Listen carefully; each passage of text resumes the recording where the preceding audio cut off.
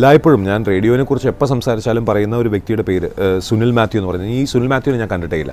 പക്ഷേ കാലങ്ങളായിട്ട് ഞാൻ എവിടെ എന്ത് രീതിയിൽ കോൺടാക്ട് ചെയ്യാൻ പറ്റുമോ ആ കോൺടാക്ട് ചെയ്തിട്ട് നാട്ടിൽ പോകുന്ന സമയത്ത് ഞാനിപ്പോൾ നാട്ടിൽ പോവാണ്, ഞാൻ പോയിരുന്നു, ഞാൻ നിങ്ങൾക്ക് വേണ്ടി പ്രാർത്ഥിക്കാം എന്ന് പറയുന്ന ആ ഒരു സുഹൃത്ത്, ആ സുഹൃത്തിനെ കാണാൻ കഴിഞ്ഞ പ്രാവശ്യം ഒരിക്കൽ സ്റ്റേഷനിലേക്ക് വിളിച്ചിട്ട് അദ്ദേഹം സംസാരിക്കുകയും ചെയ്തു. നമ്മൾ തമ്മിൽ കാണണോ എന്ന് ചോദിച്ചു. ഞാൻ പറഞ്ഞു വേണം നിർബന്ധമില്ല. അപ്പോൾ പുള്ളിക്കാരൻ പറഞ്ഞു ഇങ്ങനെ തന്നെ ഇരിക്കട്ടെ, നമ്മൾ തമ്മിൽ കാണണ്ട. അങ്ങനെ കാണാത്ത സുഹൃത്തുക്കളെ കിട്ടുന്നത് ശരിക്കും റേഡിയോയിൽ ഉറപ്പായിട്ടും. അത് മാത്രമല്ല ക്രിസ്, നമ്മൾ ഇനിയിപ്പം വരുന്ന കുറേ പുതിയ ആൾക്കാരുണ്ട് വരുന്നുണ്ട്. ഞാനിപ്പോൾ ഏകദേശം 11 വർഷമായി റേഡിയോയിൽ വന്നിട്ട് 11 വർഷമായി. ആദ്യം AM-ലാണ് സ്റ്റാർട്ട് ചെയ്തത്, അതിനുശേഷമാണ് FM-ലേക്ക് എത്തുന്നത്. അതിന് മുന്നേ തന്നെ ദൃശ്യമാധ്യമത്തിലൂടെയാണ് ഞാൻ ഈ മാധ്യമ രംഗത്തേക്ക് വരുന്നത് തന്നെ. അതിനുശേഷം ഇന്നും ഞാൻ പറയുന്ന പുതിയതായിട്ട് വരുന്ന ഒരാളാണെങ്കിൽ കൂടിയും ഇന്നും ഞാൻ പരിപാടി അവതരിപ്പിക്കാൻ പോകുമ്പോൾ ഞാൻ ആദ്യം എങ്ങനെയാണ് ആ മൈക്കിൻ്റെ മുന്നിലെത്തിയത്, ആ സമയത്ത് എൻ്റെ മനസ്സിലുണ്ടായിരുന്ന ഒരു എക്സൈറ്റ്മെൻറ്റ്, അതേ എക്സൈറ്റ്മെൻറ്റോട് കൂടി തന്നെയാണ് ഇന്നും ഞാൻ മൈക്കിൻ്റെ മുന്നിൽ എത്തുന്നത് എന്ന് എനിക്ക് ആത്മാർത്ഥമായിട്ട് പറയാൻ പറ്റും. ഞാൻ ഇന്ന് വിശ്വസിക്കുന്നത് ആ എക്സൈറ്റ്മെൻറ്റ് എന്നെനിക്ക് അവസാനിക്കുന്നു അന്ന് ഈ ജോലി, ഇതൊരു ജോലി എന്ന് പറയാൻ പറ്റില്ല, ഇത് നമ്മൾ അവസാനിപ്പിക്കുക. അതാണ് നമ്മുടെ ശ്രോതാക്കളുമായിട്ട് അടുപ്പിക്കുന്നതെന്നാണ് എൻ്റെ വിശ്വാസം. ഈ ശ്രോതാക്കളുടെ കാര്യത്തിൽ ഇപ്പോൾ ഓരോ ആൾക്കാർക്കും ഓരോ സെറ്റ് ഓഫ് ലിസണേഴ്സ് ആയിരിക്കും. ഇപ്പോൾ ഷാലുവിനുള്ള ലിസണേഴ്സ് ആയിരിക്കില്ല റെജിയുടെ ലിസണേഴ്സ്, റെജിയുടെ അല്ല വീഡിയോയുടെ.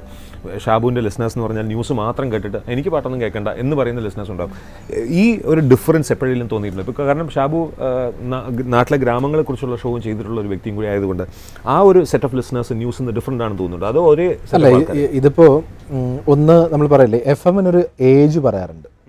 FM റേഡിയോ സ്റ്റേഷൻ ഒരു ഏജ് എന്ന് പറയുന്നത് കുറച്ചുകൂടി യങ്സ്റ്റേഴ്സിനുള്ളതാണ് എന്നൊരു കോൺസെപ്റ്റ് ഉണ്ടാക്കി വെച്ചിട്ടുണ്ട്.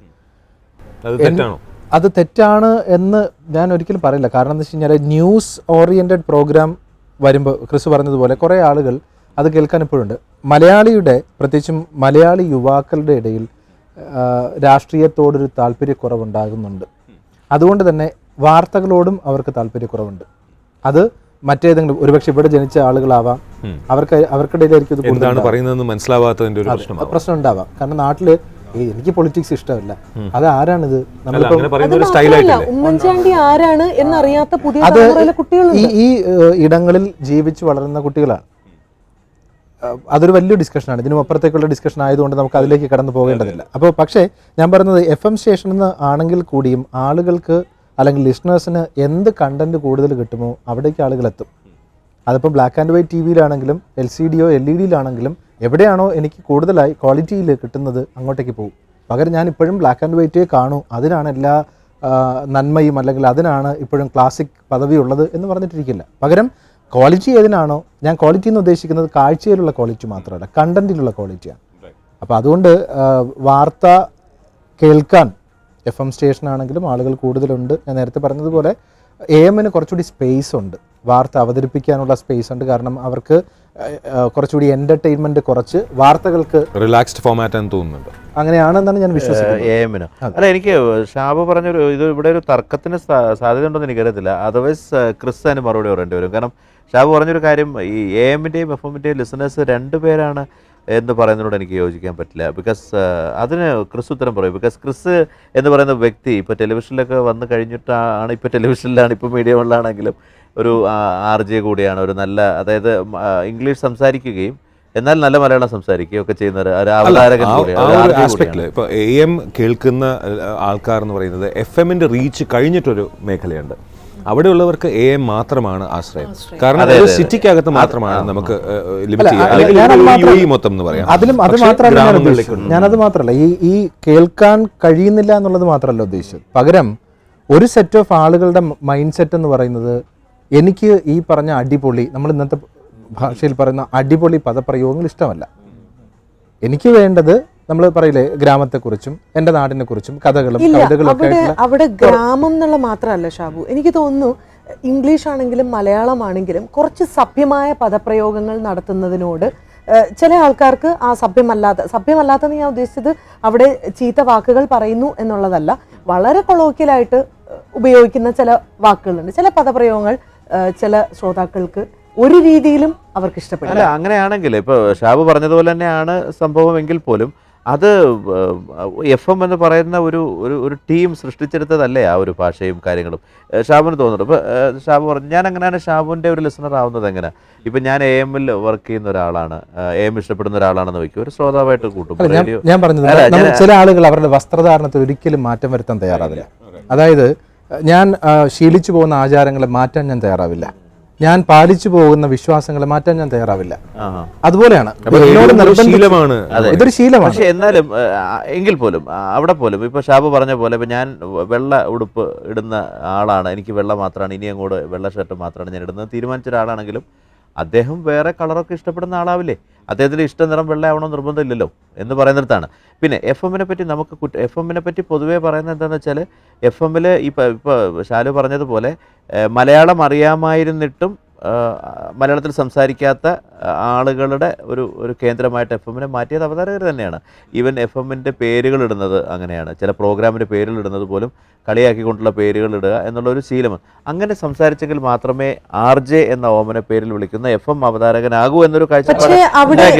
അതിലെനിക്ക് ഒരു കാര്യം പറഞ്ഞോട്ടെ, അതിലെനിക്ക് തോന്നുന്നു അതൊരു നമ്മുടെ നാട്ടിലുള്ള FM സ്റ്റേഷനുകളാണ് അത്തരത്തിലുള്ള ഒരു ട്രെൻഡ് സെറ്റ് ചെയ്തിട്ടുള്ളത്. ഒരിക്കലും നമ്മുടെ ഇവിടുത്തെ മലയാളികൾ ആ ഒരു രീതിയെ ഒരിക്കലും അവർ അംഗീകരിച്ചിട്ടില്ല, ഇനി അംഗീകരിക്കാനും പോകുന്നില്ല എന്നാണ് എൻ്റെ വിശ്വാസം. വീരു ഒരു FM സ്റ്റേഷൻ എന്നുള്ള ആ ഒരു ഇതിൽ ഇപ്പോൾ വീരു എന്താണ്, വീരുവിൻ്റെ പുറകിലുള്ള ആസ് എ ജോക്ക് അല്ലെങ്കിൽ ആസ് എ ഹ്യൂമൻ ബീങ് രണ്ടാണോ അതോ ഒന്നാണോ? രണ്ടും ഒന്നാണ്.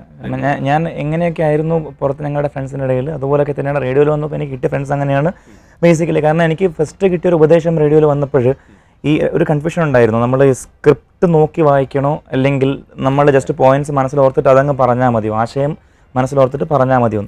അപ്പോൾ എനിക്ക് ഇതിൽ ഏതാണ് സെലക്ട് ചെയ്യേണ്ടത് ആസ് എ ബിഗിനർ നമുക്ക് എപ്പോഴും ഒരു പ്രോബ്ലം ഉണ്ടാവുമല്ലോ.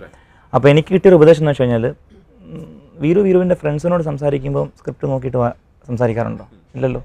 ഒരു പറയേണ്ട കണ്ടന്റ് വീരുവിൻ്റെ മനസ്സിലുണ്ടാവില്ല, പിന്നെ വീരു അങ്ങ് പറയല്ലേ. അപ്പം അവരെയും ലിസണേഴ്സിനെയും ഫ്രണ്ട്സായി കണ്ടാൽ മതി, അതുപോലെ അങ്ങ് സംസാരിച്ചാൽ മതി. ആൻഡ് ഈ പോയിന്റ് ഈ പറഞ്ഞ ഇംഗ്ലീഷ് സംസാരിക്കുന്ന പറയുന്നത് ഇപ്പോഴും യങ്സ്റ്റേഴ്സിനിടയിൽ മെയിൻലി വരുന്ന ആൾക്കാർ, നമ്മളെല്ലാവരും മലയാളം മാത്രം പറയുന്നവരോ അല്ലെങ്കിൽ ഇംഗ്ലീഷ് മാത്രം പറയുന്നവരും ഇല്ല. ഇംഗ്ലീഷ് മാത്രം പറയുന്നവരുണ്ടാവും, ബിക്കോസ് മലയാളം അറിയാത്ത ആൾക്കാർ ഇവിടെ പഠിച്ചു വന്ന ഒരുപാട് പേരുണ്ടാവും, അതുണ്ടാവും. അല്ലാതെ മിക്സ് ചെയ്ത് പറയുന്നവർ നാച്ചുറലി നമ്മളിപ്പോൾ ഈ പറയുന്ന നാച്ചുറലി എന്ന വാക്ക് പോലും അറിയാതെ വന്നു പോയത് അല്ല, ഞാൻ ഒരിക്കലും ഡെലിബറേറ്റ്ലി. പക്ഷെ ഓഫ്കോഴ്സ് അങ്ങനെയുള്ള ആൾക്കാരുണ്ട്, അത് തീർത്തും അരോചകമാണ്, അങ്ങേയറ്റ അരോചകമാണ്. പിന്നെ വേറൊരു കാര്യം ഞാൻ പറയുന്നത് വെച്ച് കഴിഞ്ഞാൽ, ഈ AM FM എന്നുള്ള ആ ഒരു മാറ്റം എനിക്ക് ഒരിക്കലും അംഗീകരിക്കാൻ പറ്റില്ല. കാര്യം ഇപ്പോഴും നമ്മുടെ ഒരു ശ്രോതാക്കൾ എന്ന് പറഞ്ഞു കഴിഞ്ഞാൽ ചില സമയത്ത് അവർ പറയാറുണ്ട്, ഞാൻ ഇന്ന സ്റ്റേഷനാട്ടോ ഇന്ന സമയത്ത് കേൾക്കുന്നത്, ഇപ്പം ഷാലുനെ കേൾക്കാനായിട്ട് ഞാൻ ഇവിടേക്ക് എത്തി, അല്ലെങ്കിൽ ഞാൻ ഇന്ന സമയത്ത് ഞാൻ ഇന്ന AM ആണ് കേൾക്കുന്നത്. അപ്പോൾ അതിൻ്റെ അർത്ഥം അവർക്ക് എവിടെയാണ് അവർ കംഫർട്ടബിൾ ആവുന്നത് അതാണ് അവർ കേൾക്കുന്നത്. ശരിക്കും റേഡിയോ ഇവിടെ സൃഷ്ടിച്ചിരിക്കുന്നത് പുതിയ കുറേ സാഹചര്യങ്ങൾ, അവർക്ക് പഠിക്കാനായിട്ട് പല കാര്യങ്ങൾ. നമ്മൾ തെറ്റ് പറഞ്ഞു കഴിഞ്ഞാൽ ആ തെറ്റ് 100 ഇരട്ടിയായി തിരിച്ച് നമുക്ക് തന്നെ തിരിച്ചു വരും എന്നുള്ള ആ ഒരു അനുഭവം നമ്മൾ കണ്ടിട്ടുള്ളതാണ്.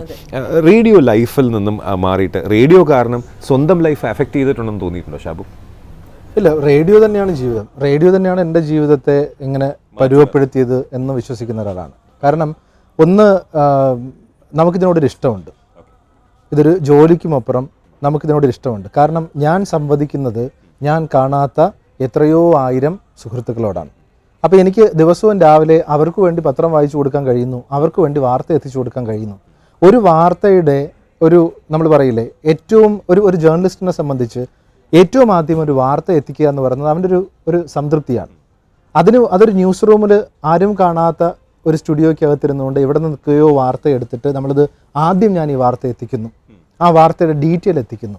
അതിനു വേണ്ടിയിട്ട് നമ്മളെടുക്കുന്ന എഫേർട്ട്, അത് എൻ്റെ സംതൃപ്തി മാത്രമല്ല, ഞാൻ ഈ പറയുന്നത് കൊണ്ട് കേട്ടുകൊണ്ടിരിക്കുന്ന എത്രയോ പേർക്ക് അവർക്ക് എന്നോടുള്ള വിശ്വാസം കൊണ്ടാണ്. റേഡിയോ എന്ന് പറയുന്നത്, പ്രത്യേകിച്ചും നമ്മൾ ഇത്രയും നേരം ഡിസ്കസ് ചെയ്തത് ഒരു എൻ്റർടൈൻമെൻറ്റ് അല്ലെങ്കിൽ അവർക്ക് ഇൻഫർമേഷൻ എത്തിക്കുക എന്നതിനും അപ്പുറത്തേക്ക് പ്രവാസ ലോകത്ത് റേഡിയോ എന്ന് പറയുന്നത് ഒരുപാട് കണ്ണീരുകൾ ഉണക്കാൻ സാധിച്ചിട്ടുള്ള ഒന്നാണ്. ഒരു മാധ്യമത്തിന് ഇത്രയധികം ചെയ്യാൻ പറ്റും എന്നൊക്കെ എന്നെ പഠിപ്പിച്ചത്, അതായത് നമ്മൾ പറയുന്ന ഓരോ വാക്കിനും എത്രമാത്രം വിലയുണ്ട് എന്ന് നമ്മൾ മനസ്സിലാക്കി തരുന്നത് 9 വർഷത്തെ ജീവിതത്തിലേക്ക് ഒരുപാട് തവണ. റേഡിയോ എന്ന് പറയുന്ന ഒരു മാധ്യമമില്ലായിരുന്നെങ്കിൽ ഒരു പക്ഷേ എത്രയോ ജീവനുകൾ ഉണ്ടാകില്ല എന്ന് അത് ഞാൻ വിശ്വസിക്കുന്നുണ്ട്. ഇവിടെ എന്നേക്കാൾ കുറച്ചുകൂടി വർഷം സീനിയർ ആയിട്ടുള്ളവർക്കൊക്കെ പറയാൻ ഒരുപാടുണ്ട്. പക്ഷേ ഞാൻ എൻ്റെ 9 വർഷത്തെ ജീവിതത്തിനിടയ്ക്ക് നമ്മൾ എത്രയോ സങ്കടങ്ങൾ നമ്മൾ ഒരുമിച്ച് കണ്ട, അതെ, നമ്മൾ എല്ലാവരും ഒരുമിച്ച് കണ്ട എത്രയോ കാഴ്ച, അതിനൊക്കെ നമ്മളാൽ കഴിയുന്ന വിധത്തിൽ ഏതെങ്കിലും സഹായങ്ങൾ എത്തിച്ചു കൊടുക്കാൻ പറ്റിയിട്ടുണ്ട്. റേഡിയോ ചില ഉദാഹരണങ്ങൾ പറയാം. ഡെസേർട്ടിൽ പോയിട്ട് അവിടെ ഒറ്റപ്പെട്ടു പോയി, ആരുമില്ല, ചുറ്റുവട്ടത്ത് വിളിക്കാൻ ആരെയും കിട്ടുന്നില്ല, റേഡിയോയിലേക്ക് മെസ്സേജ് അയക്കുക, റേഡിയോ ഹോട്ട് ലൈനിലേക്ക് വിളിക്കുക ആരെങ്കിലും. ഇത് റേഡിയോയിലൂടെ വിളിച്ച് പറയുമ്പോഴത്തേക്ക് 100,000 പേർ അവരെ സഹായത്തിന് വേണ്ടിയിട്ട് എത്തുക.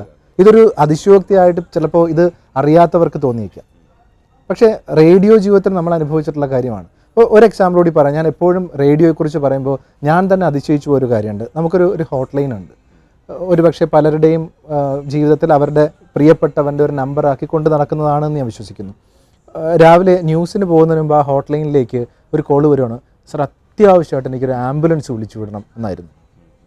ന്യൂസിലേക്ക് പോകുന്ന സമയമായതുകൊണ്ട് തന്നെ എനിക്ക് ആ കോൾ അറ്റൻഡ് ചെയ്യാൻ പറ്റുന്നില്ല. നമ്മുടെ സുഹൃത്തിനോട് പറഞ്ഞ്, നമ്മുടെ കൊളീഗിനോട് പറഞ്ഞ്, കൊളീഗ് ആ നമ്പറിലേക്ക് തിരിച്ചു വിളിച്ച്, പിന്നീട് ഞാൻ ന്യൂസ് കഴിഞ്ഞ് തിരിച്ചു വരുമ്പോൾ കേട്ടതെന്ന് പറയുന്നത്, ഇദ്ദേഹത്തിന് പെട്ടെന്നൊരു നെഞ്ചുവേദന വന്നപ്പോൾ സുഹൃത്തുക്കളെയൊക്കെ ട്രൈ ചെയ്ത് നോക്കി, പക്ഷേ ആദ്യം കിട്ടിയ നമ്പർ ഇതായിരുന്നു, ഇതിലേക്കാണ് വിളിച്ചത്.